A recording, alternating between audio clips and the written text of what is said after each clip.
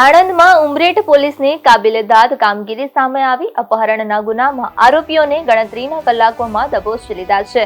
અમદાવાદના યુવકને રબર લાઇનિંગનું કામ આપવાને બહાને બોલાવી ઉમરેઠમાં યુવકને રૂમમાં પૂરી બે શખ્સોએ લૂંટ ચલાવી હતી। અમદાવાદ દસકોઈમાં રહેતા ધવલ ભટ્ટને રબર લાઇનિંગનું કામ આપવાને બહાને ઉમરેઠ બોલાવ્યા હતા। જયા દિલીપસિંહ તેમને મળ્યો હતો અને પછી તેના ચિતવાલ ગાંવ પાસે એક મકાનમાં લઈ જઈને ધવલભાઈની ધર્મેન્દ્ર નામના ઈસમ સાથે મુલાકાત કરાવી હતી।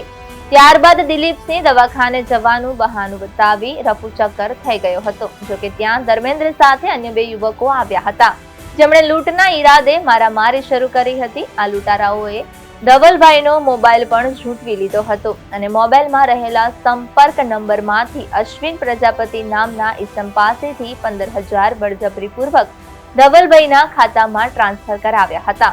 એટલું જ નહીં, ધવલભાઈને ધમકાવી એટીએમ પાસવર્ડ મેળવી 15,000 ઉપાડી લીધા હતા।